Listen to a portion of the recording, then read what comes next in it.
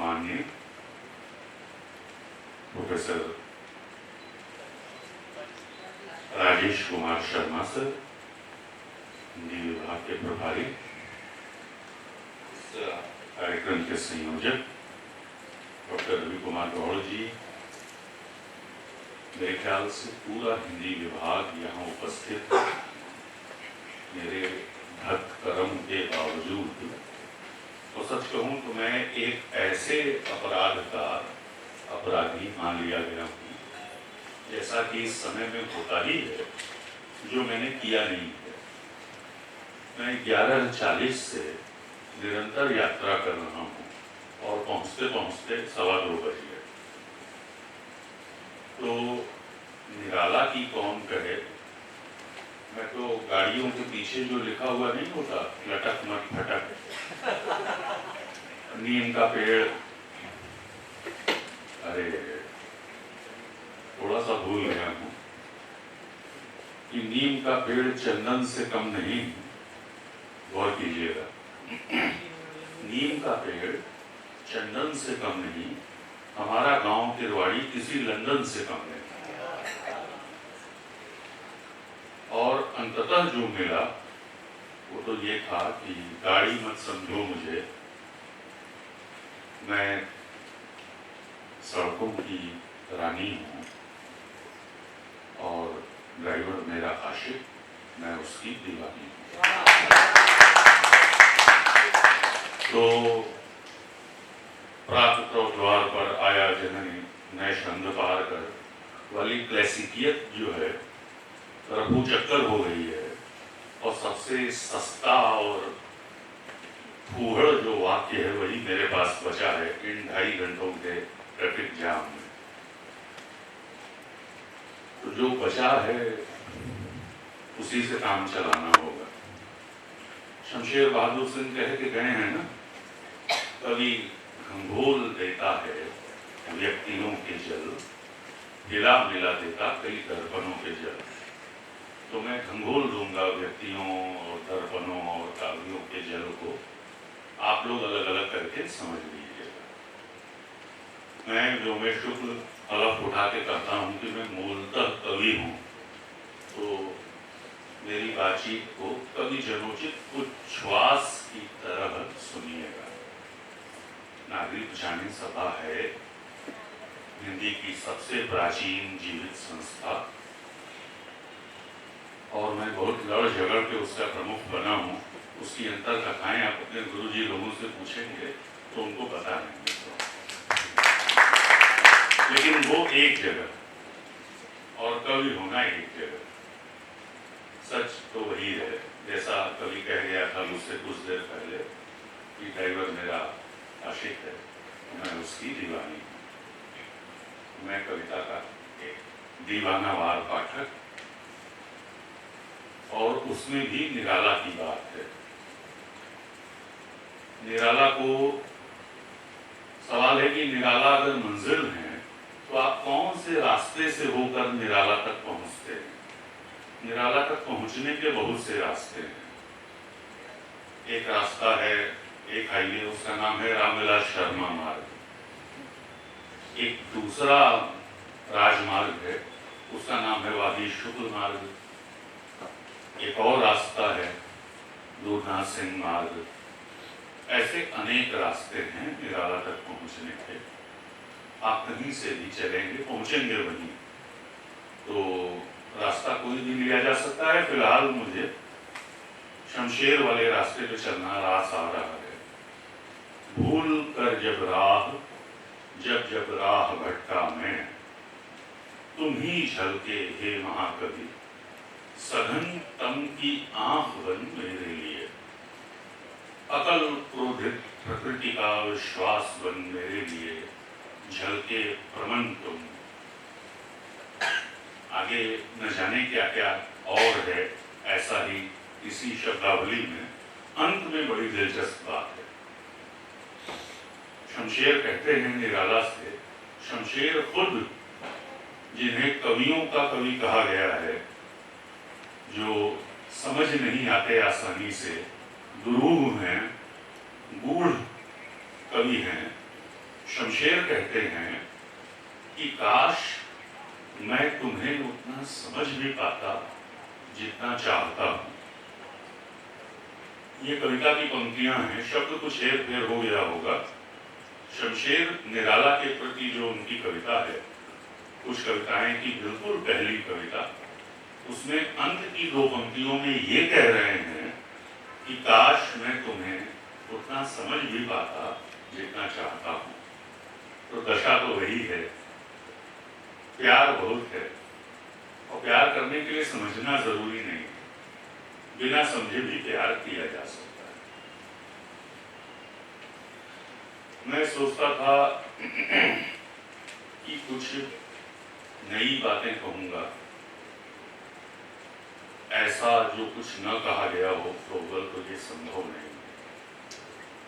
निराला सबसे ज्यादा विचार और विमर्श के बिल्कुल केंद्र में है पिछले 75 वर्षों से।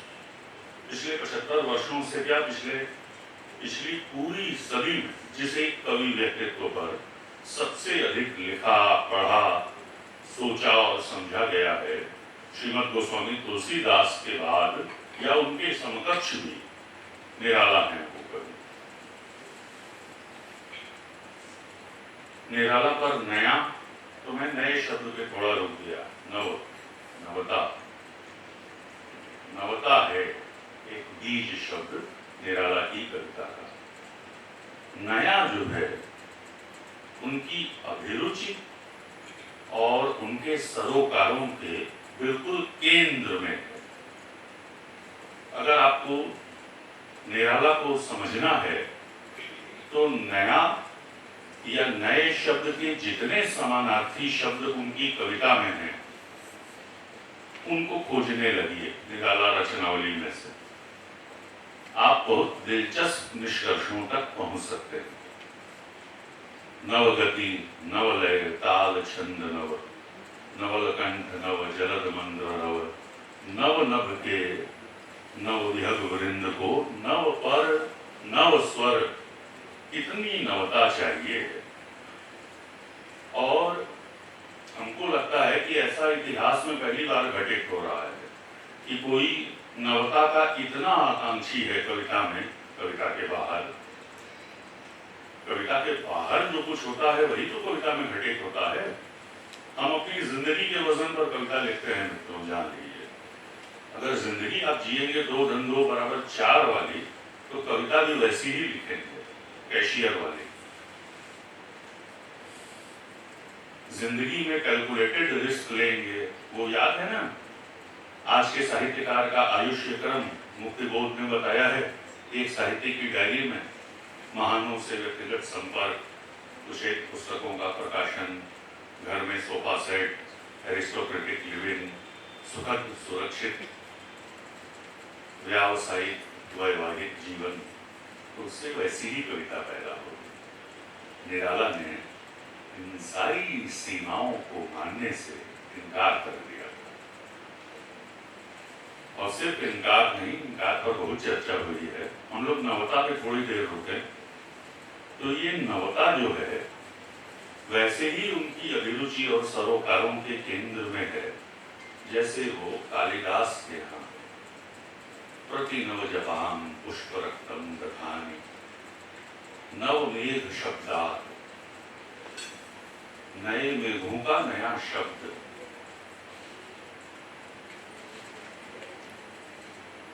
नया, नव और किंचित, ये 2 शब्द कालिदास के प्रिय शब्द हैं। किंचित भी बार बार आता है, किंचित उनके नाम। किंचित का अर्थ है, आप जानते हैं किंचित माने किंचित लोक सादृश्य। विष्णु धर्मोत्तर पुराण कहता है कि शिल्प में, कहा शिल्प के बारे में जा रहा है, लेकिन आप उसे काव्य पर लागू करके देख सकते हैं। किंचित लोक सादृश्य होना चाहिए। लोक हूबहू नहीं, लोक जैसा। काव्य में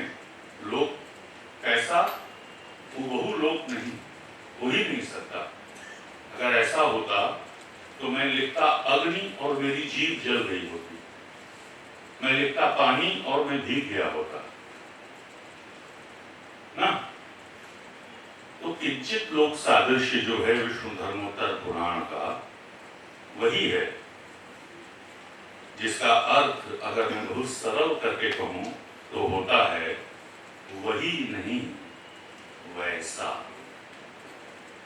इस रहस्य को जो समझ लेगा वो साहित्य के रहस्य को भी समझ लेगा। साहित्य का अर्थ है वही नहीं वैसा।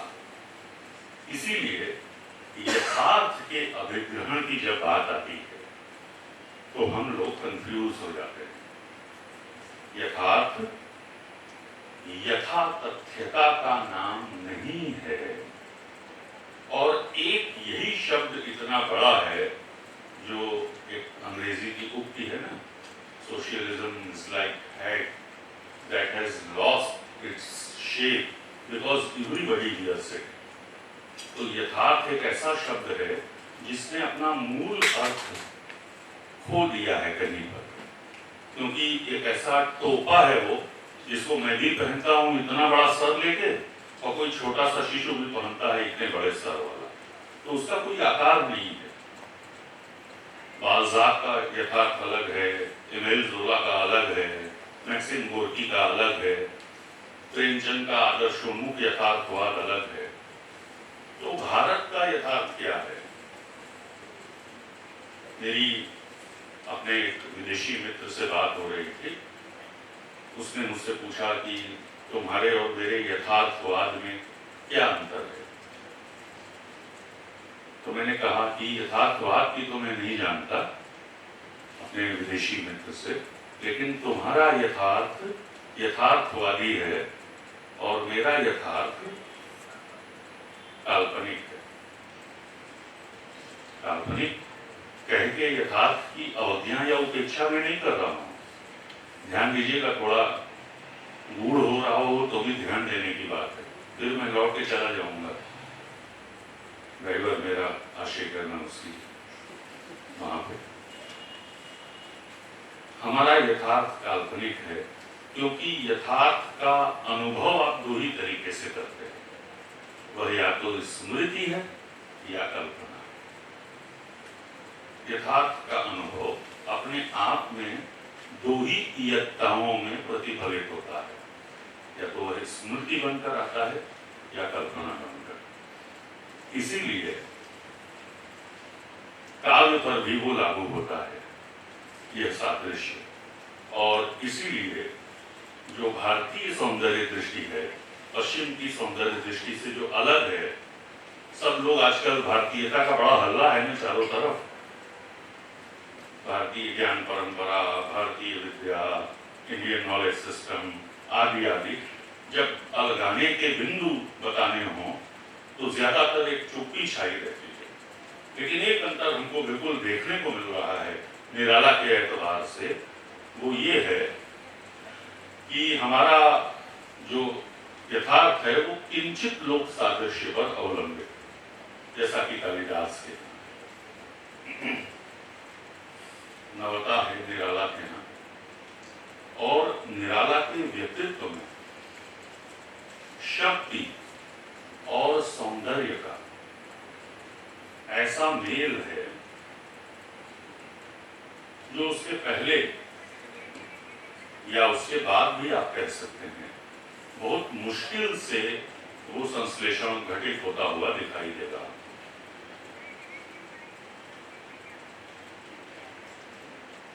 मैं राम की शक्ति पूजा का मंचन करता हूँ, आप में से कुछ लोगों को पता होगा। राम की शक्ति पूजा निराला की बहुत मशहूर कविता है, कालजयी कविता। वो कविता, उसके कालजयित्व में कोई संदेह नहीं है, उसकी महाकाव्यात्मकता में कोई संदेह नहीं है। वो बार बार सत्यापित होती रहती है समय समय पर। कविता में है क्या? कविता से आपको मिला क्या है? मैं आपसे पूछना चाहता हूँ। जो छात्र अपने पाठ्यक्रम में राम की शक्ति पूजा पढ़ रहे हैं, वो अगर एक वाक्य में मुझे बता सकें कि उस कविता का हासिल क्या है वो बताएं, और उस कविता का विषय क्या है। देखिए, अच्छी कविता का एक पैमाना ये भी है कि आप उसका विषय बता सकें। ऐसा नहीं है कि कोई कविता किसी भी विषय पर नहीं होती, बस कविता होती है। कविता की वस्तु का बखान कठिन हो सकता है, लेकिन उसका विषय ऐसा होना चाहिए जिसे कोई मनुष्य किसी दूसरे मनुष्य को बता सके। उस कविता में मैं अत्यंत संक्षेप में उसका कथानक आप सबको याद दिला दूं। जिन लोगों ने पढ़ा है वो तुरंत मेरी बात समझ जाएंगे, जिन्होंने नहीं पढ़ा है वो सुन लेंगे। राम रावण युद्ध चल रहा है, युद्धरत राम निराश हैं, हार का अनुभव कर रहे हैं। प्रिया सीता की याद उनके अवसाद को और घना बना रही है। उन्हें याद आता है कैसे विदेह के उपवन में राजा जनक के बागीचे में सीता जी से उनकी पहली बार मुलाकात हुई थी। नैनों का नैनों से गोपन प्रिय संभाषण हुआ था। तो वो सीता की याद, और ऐन उसी समय एक और स्मृति राम के पास आ जाती है कि अपने अब तक के जीवन अतीत में उन्होंने कौन कौन से राक्षसों का वध किया है। अपने पराक्रम की याद, यानी प्रेम की याद और पराक्रम की स्मृति। तो ताड़का सुबाहु विराट शिरस्त्रय दूषण खर जैसे अतुलित बलशाली योद्धाओं के नाम उनको याद आ जाते हैं। लेकिन ये दोनों स्मृतियां मिलकर भी राम के मन में हार का जो अनुभव है उसको कम नहीं कर पा रहे हैं। राम को लग रहा है कि वो हार जाएंगे। अब यही देखिए उस कविता की खासियत, जिसके काव्य नायक को ऐसा लग रहा है कि वो युद्ध हार जाएगा। क्या ये रामायण और श्री रामचरितमानस के काव्य नायक का यथार्थ है क्या ऐसा? क्या श्री रामचरितमानस पढ़ते हुए हमें कभी ऐसा प्रतीत होता है कि मर्यादा पुरुषोत्तम भगवान राम हार जाएंगे? लेकिन यहाँ साक्षात राम ही को लग रहा है कि वो हार जाएंगे। और इतनी सारी स्मृतियों से जीवंत संबल और प्राण शक्ति हासिल करने के बावजूद लग रहा है। ऐसा क्यों लग रहा है? वहां पर कविता की एक बीज पंक्ति आती है एंड इसी बिंदु पर, प्रिया की याद और पराक्रम की याद के बावजूद जब राम को अवसाद का अनुभव हो रहा है कि वो युद्ध हार जाएंगे, उसी समय उनके मित्र, उनकी वानर वाहिनी खिन्न लख निजपति चरण चिन्ह, चल रही शिविर की ओर स्थविर दल ज्यों विभिन्न। तो राम की आंखों से आंसू की दो बूंदें गिरती हैं उनके ही पैरों पर, जिसे उनके लीला सहचर हनुमान जी देख लेते हैं और बड़े क्रुद्ध हो जाते हैं कि ये क्या हो गया, राम रो क्यों रहे हैं। और वो प्रताप दिशाओं को हिला देते हैं। उनकी मां अंजना को आना पड़ता है समझाने बुझाने की, बेटा जगह नहीं, अपनी औकात मत भूलो, तुम सेवक हो छोड़कर धन कर रहे कार्य, क्या असंभाव्य हो यह राघव के लिए धार्य। कि बच्चों तुमको ऐसा लग रहा है कि जो तुम कर सकते हो उसमें कुछ ऐसी बात है जिसे राम नहीं कर सकते थे। तो ऐसा नहीं, असंभाव्य राम के लिए कुछ भी नहीं। तो उनका क्रोध का उबाल उनकी मां अंजना कहानी में आके शांत कर देती है। लेकिन विभीषण बार बार पूछ रहे हैं कि इतना श्रम हुआ व्यर्थ आया जब मिलन समय, तो पीछे क्यों हट रहे हो। और तब राम वो रहस्योद्घाटन करते हैं जिसका बहुत महत्व है। वो कहते हैं, एक पंक्ति है जो हिंदी कविता की अविस्मरणीय यादगार पंक्ति है, हमारा एक एसेट, हमारी रत्न मंजूषा में संभाल कर रखा गया हमारा सबसे कीमती गहना, या हमारे सबसे कीमती गहनों में से एक गहना है, अन्याय जिधर है उधर शक्ति। राम विभीषण को बता रहे हैं जिधर अन्याय है उधर ही शक्ति।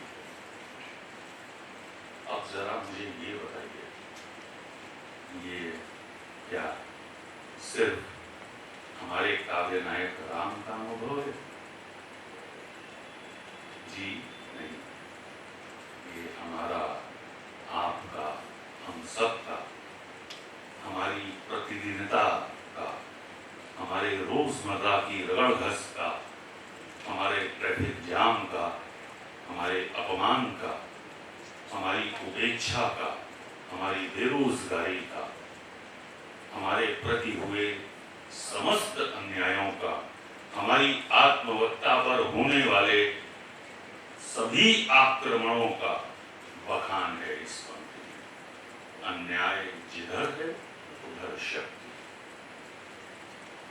कथा में इसका तात्पर्य ये है कि लोकमन जिन्हें देवी दुर्गा के नाम से जानता है, वही शक्ति रावण को गोद में लेकर, जैसे चंद्रमा कलंक को धारण करता है, चंद्रमा चांद पर दाग है मगर लेकिन रात भर देखे बिना उसको रहा नहीं जाता, खूबसूरत है वो, इतनी कहा नहीं जाता वाला चांद, उसका जो कलंक है वो जो है उसके साथ अविभाज्य है। कई लोग बहुत शान से बताते हैं कि भारतेंदु, सितारे हिंद के समानांतर भारतेंदु का नाम भारत के इंदु, भारत के चंद्रमा रखा गया। चंद्रमा इसलिए कहा गया कि कुछ कलंक भारतेंदु के माथे पर भी थे और हैं और रहेंगे, और हम लोग अपने पूर्वजों का कलंक छिपा लेने वाली परंपरा के लोग नहीं हैं। जो है सो है, जो जैसा है उसी रूप में हमें स्वीकार्य है। कुछ कलंक हैं, भारतेंदु उसको असर्ट करते हैं, हम छिपाने वाले कौन होते हैं? क्या हम मानते हैं कि मल्लिका उनका कलंक है? क्या हम मानते हैं कि माधुरी उनका कलंक है? क्या हम मानते हैं कि उन्होंने महान उन स्त्रियों के जो नाचती गाती थी, उनके चित्र छपवाए लंदन से, वो पानी के जहाज पर आते थे, वो कलंक का काम है? दयानंद सरस्वती से शास्त्रार्थ करना कलंकित हो जाना है, और शास्त्रार्थ में बनारस वाला हो हल्ला मचा के एक तर्कवादी को पराजित कर देना तो कतई कलंक का काम नहीं। अपने धर्म की रक्षा कर रहे थे, सनातन की, जैसे हो गया कर लिया। इंदु में वही श्रेष्ठ है। इंदु सिर्फ एकांत प्रकाश का नाम नहीं है जीवन की तरह, उसके कुछ अंधकार के स्पॉट्स भी होते हैं। तो देवी कलंक की तरह रावण को धारण करके राम से लड़ रही हैं, और राम के अगणित मंत्रपूत दिव्यास्त्र, उनका सारा शरक्षेप कौशल निष्प्रभ, अकारक, व्यर्थ और पराभूत है शक्ति के सामने, जिनकी गोद में रावण बैठा हुआ है। यही था रावण। मोबाइल मत देखो बेटा, बात सुन लो फिर देख लेना। तो पीछे वाले भी देख रहे हैं कुछ लोग, रील तो फिर भी देख लोगे, मैं तो चला जाऊंगा। रील हालांकि इस भाषण की भी कटेगी, फिर रील में देखोगे क्या? तो वो कलंक जो है और उसके बावजूद राम हार रहे हैं, तब जाम्बवान उनका प्रबोधन करते हैं। आराधन का दृढ़ आराधन से दो उत्तर, और फिर एक पंक्ति आती है जो हमारी रत्न मंजूषा में सहेज कर रख देने लायक है। शक्ति की करो मौलिक कल्पना, करो पूजन, छोड़ दो समर, जब तक न सिद्धि हो रघुनंदन। तो इस पंक्ति को थोड़ा काट छांट लिया जाए, फिल्म कर लिया जाए, 3 ही मिनट की तो रील बनेगी, उससे बड़ी कैसे बना सकते हैं? खाली इतना ही याद रखिए, शक्ति की करो मौलिक कल्पना, 5 शब्द। शक्ति की करो मौलिक कल्पना, एक बार साथ में बोल लिया जाए, शक्ति की करो मौलिक कल्पना। यही है बीज वाक्य हिंदी की कविता। इसी के वजन की एक और पंक्ति है बनारसी समकक्ष के पास, शक्ति के विद्युत कण जो व्यस्त विकल बिखरे हैं हो निरुपाय, समन्वय उनका करे समस्त विजयी मानवता हो जाए। इसीलिए नामवर सिंह को कहना पड़ा कि छायावाद की प्रतिनिधि रचना कहानी है और प्रतिनिधि कवि निराला है। कैसा वक्तव्य है छायावाद।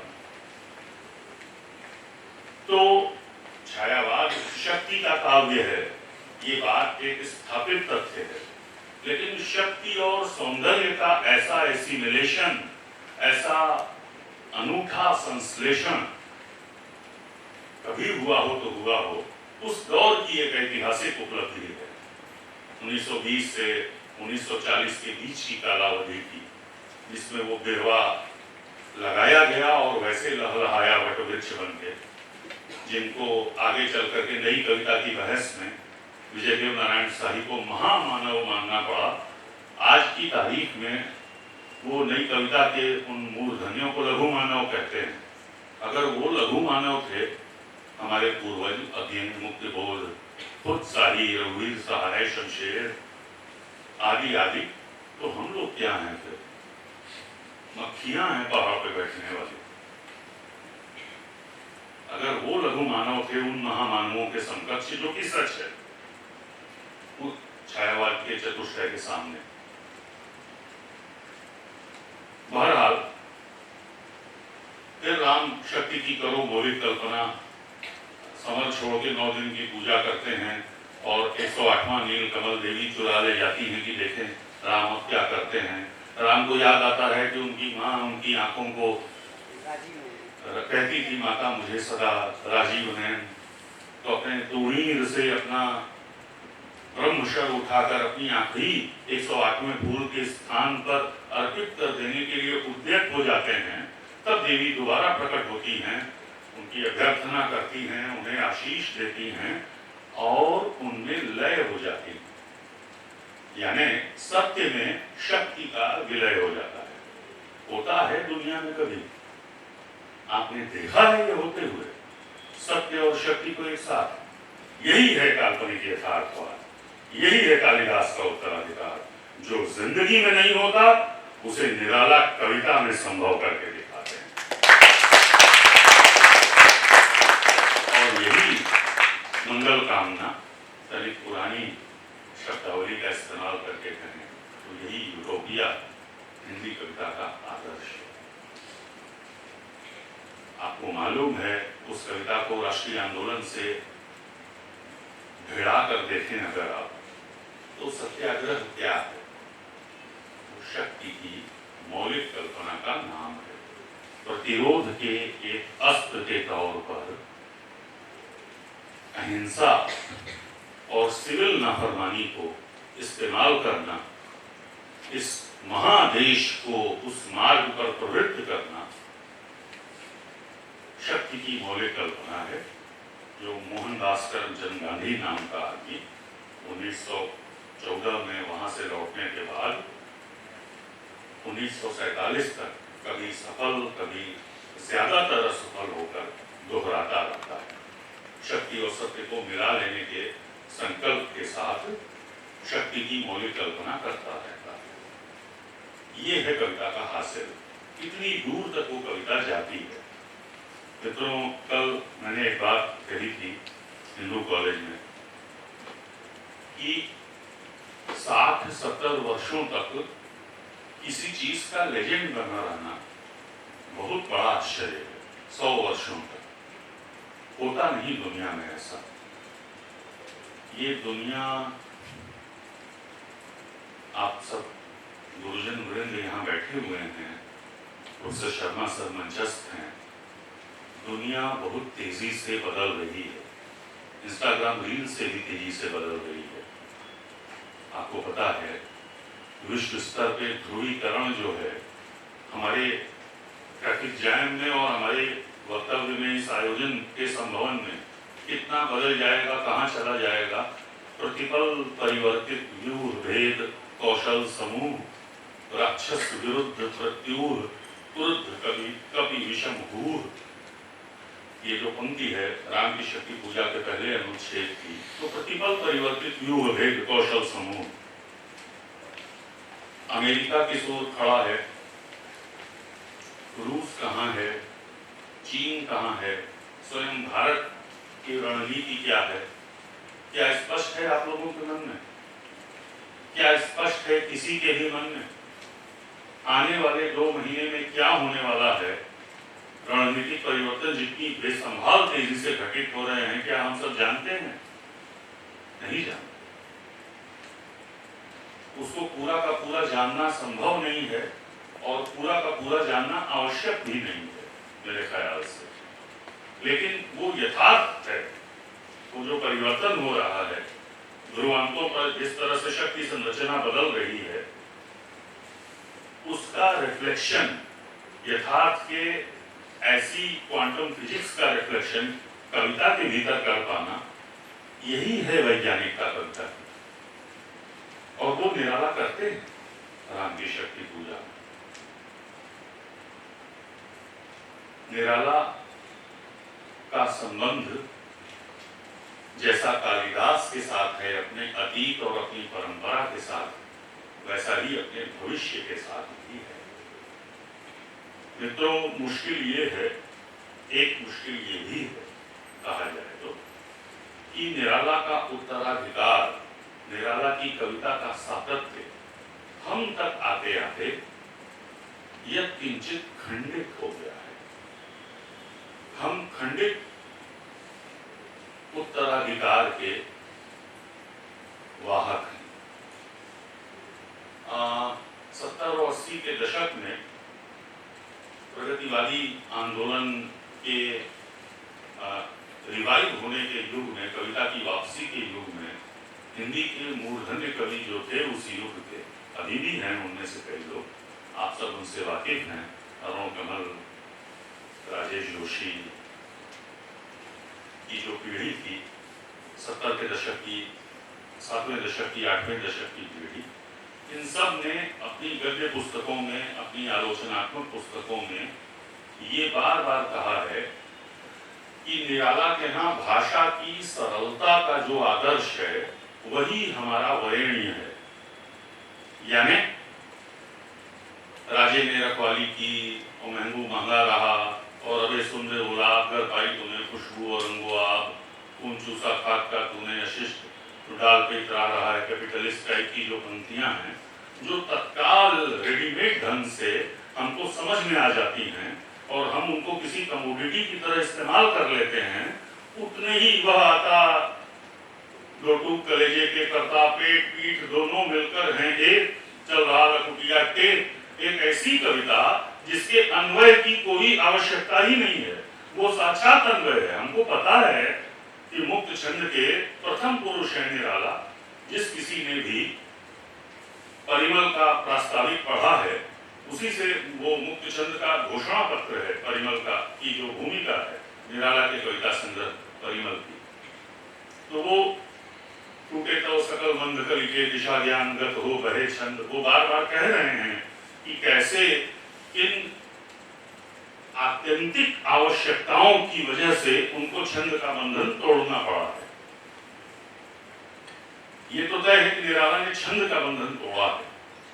ये तो तय है कि भाषा जो है निराला के पास, भाषा के अनेक संस्तर हैं, भाषा की अनेक पतली पतली जिल्दें हैं जिनको एक ने मढ़ दिया है, उनके दफ्तरी ने, उनके जिल्दसाज ने, खुद ही मढ़ा होगा उन्होंने, किसी को दिया नहीं होगा, कोई और कर नहीं सकता, किसी के पास उतना मजबूत सूजा नहीं रहा होगा, निराला के पास था।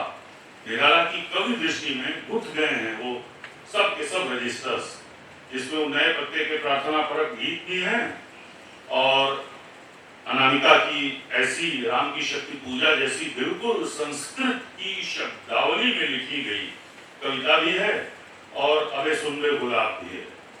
अब अबे सुनबे गुलाब महज ये पंक्ति हमारा उत्तराधिकार कैसे हो सकती है? आप बताइए, आप लेना पसंद करेंगे? इस कमरे में ये पूरा कमरा हमको चाहिए व्याख्यान के लिए। अब आप कह दीजिए कि बाहर वाला जो प्रसाधन वाला कक्ष है उसी में कर लीजिए, सब लोग वहीं खड़े हो जाएं, वहीं पर हो जाए, तो ऐसे ना होगा। कम से कम वाली बात ना हमसे कहिए।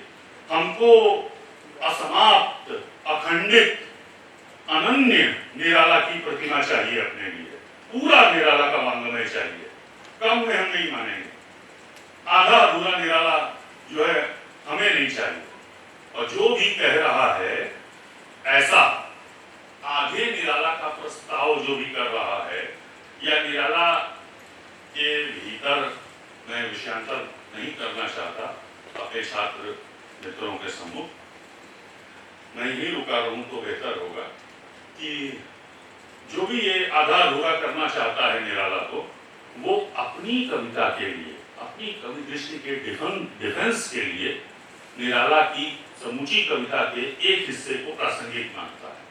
वो अपने बारे में ज्यादा बता रहा है, निराला के बारे में बहुत थोड़ा बता रहा है, ये जान लीजिए। क्योंकि मेरे निराला बिना तुलसीदास के, बिना सरोज स्मृति के, बिना राम की शक्ति पूजा के और साथ ही साथ इन कविताओं के भी पूरे ही नहीं होते, हो ही नहीं सकते। मुझे पूरा निराला चाहिए, मुझे आलोचक निराला चाहिए। निराला ने, आपको मालूम ही है, निराला ने जो सत्तात्मकता है हिंदी क्षेत्र की और प्रतिष्ठान परकता है, जो सांस्थानिकता है, उसके प्रतिपक्ष में ही रहकर कविता लिखी जा सकती है। हिंदी की कविता पक्ष की कविता नहीं, प्रतिपक्ष की कविता है। हिंदी की कविता सुख की कविता नहीं है दोस्तों, दुख की कविता है। हिंदी की कविता महाप्राणत्व की कविता है। हिंदी की कविता आरोहावरोह की कविता है। हिंदी की कविता गजल की कविता है। हिंदी की कविता मुक्तछंद की कविता है। हिंदी की कविता हाइकू और महाकाव्य में कोई छुआछूत न करने वाली अभेद की कविता है। ताल पुराना उदा दादुर ग्रुप भी हमारा है और वर्णा नाम वर्थ संघा नाम से लेकर के कामी ही नारी प्रियारी जिमी लोभी प्रिय जिमी राम तिमि रघुनाथ निरंतर प्रिय राघव मोहि राम तक विस्तार और लघुता दोनों की कविता हमारी कविता है। ये सबक जो है निराला ने हमको दिया है। निराला की एक किताब है प्रबंध प्रतिमा, आप सब लोगों ने देखी होगी, हमारे गुरुओं ने जरूर पढ़ा होगा उसको। निराला कितने कटु आलोचक हैं नेहरू के। कल उस किस्से का जिक्र थोड़ा सा आया था। बनारस में 1935 में बांस फाटक नाम के मोहल्ले में एक बैठक हुई जिसमें साहित्यिक गोष्ठी थी, जिसमें तब के श्री जवाहरलाल नेहरू अपनी पत्नी कमला नेहरू के साथ आए थे और हिंदी के अनेक मूर्धन्यों के साथ उस बैठक में 3 लोग मौजूद थे जिनका नाम खास तौर पर उल्लेखनीय है। आचार्य रामचंद्र शुक्ल, बाबू जयशंकर प्रसाद और मुंशी प्रेमचंद। इनके बीच में अपना भाषण देते हुए नेहरू जी ने ये फरमाया कि हिंदी में एक खास तरह की दरबारी कविता प्रचलित है और है कोई हिंदी में रविंद्रनाथ। नेहरू जी बेचारे अंग्रेजी के बहुत अच्छे लेखक थे, लेकिन हिंदी के लिए कुछ सूत्रों पर निर्भर रहते होंगे, तो इस तरह की सूचनाएं उनके पास थी कि हिंदी में 1935 में दरबारी ढंग की कविता प्रचलित है। निराला वहां नहीं थे। ये खबर आज अखबार में छपी और निराला तक पहुंची होगी, तो निराला तत्काल समझ गए कि उनको क्या करना है। उन्होंने नेहरू जी से मुलाकात का समय मांगा, तो नेहरू जी का समय उन्हें मिला। लौटती हुई यात्रा में लखनऊ स्टेशन पर जब उनकी रेलगाड़ी रुकेगी तब आप आइए और कंपार्टमेंट में आके मुलाकात कर लीजिए। अद्भुत था ये। निराला उनसे मिलने गए, वो न्यूज़पेपर क्लिप लेके गए थे अपने साथ, मोबाइल में नहीं, अखबार कैंची से काट के और दिखाया उनको, या शायद पूरा अखबार ही ले गए हों। स्वयं निराला लिखते हैं, ये निराला के अकाउंट से मैं आपको बता रहा हूँ। और कहा कि ये आपने क्या कहा है कि हिंदी में दरबारी ढंग की कविता प्रचलित है और है कोई हिंदी में रविंद्रनाथ। आपको पता है कि वहां ये जो 3 आदमी बैठे हुए हैं, आप उनके अतिथि थे, और आतिथ्य का अपना एक शील होता है। उनको आत्म प्रशंसा करनी होती अपने कृतित्व के बारे में बताते हुए, तो उन्होंने आपको नहीं बताया। ये तीनों व्यक्तित्व रविंद्रनाथ से अगर ज्यादा नहीं तो कहीं से भी कम नहीं है।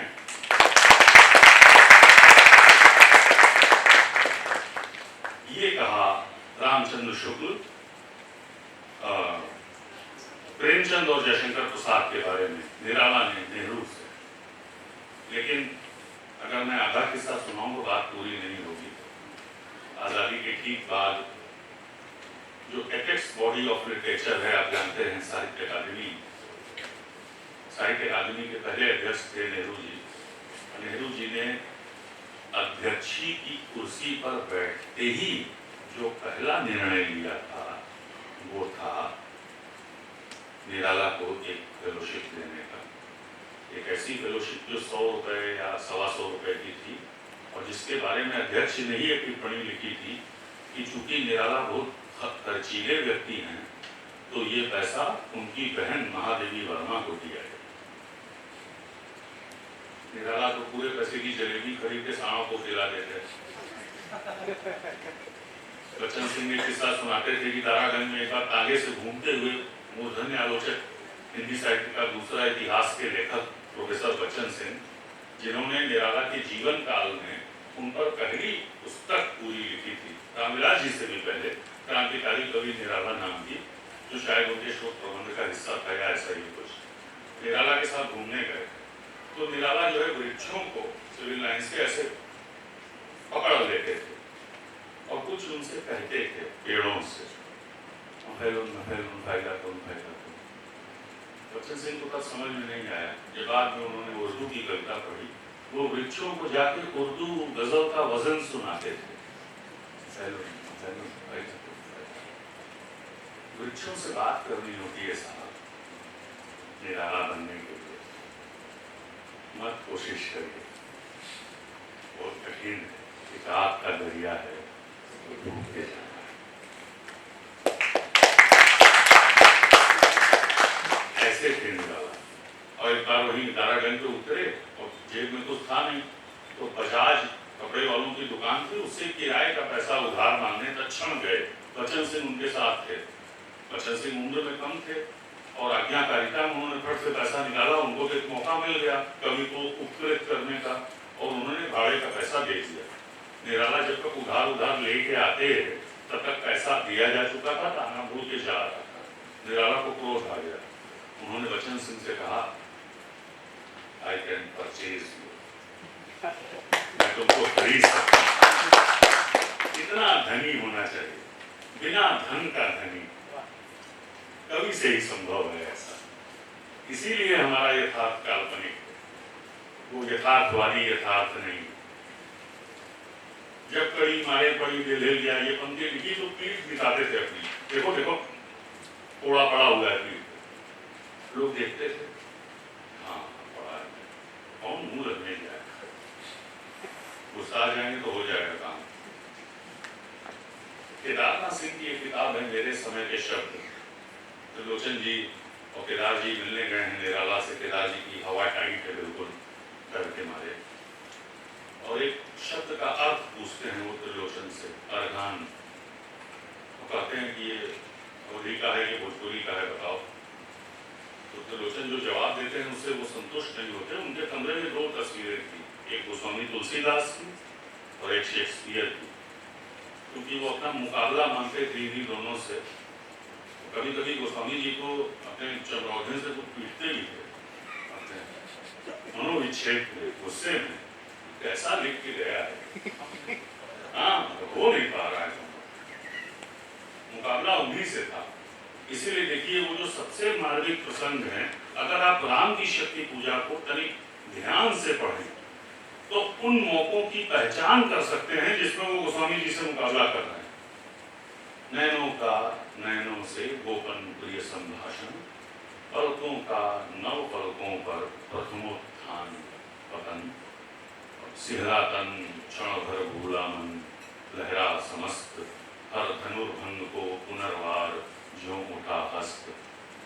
ये जो विदेह के उपवन में पहली मुलाकात वाला प्रसंग है, अब रामचरितमानस में देखिए, थके नयन रघुपति छवि देखे, पलक निहूँ परिहरि निमेखे।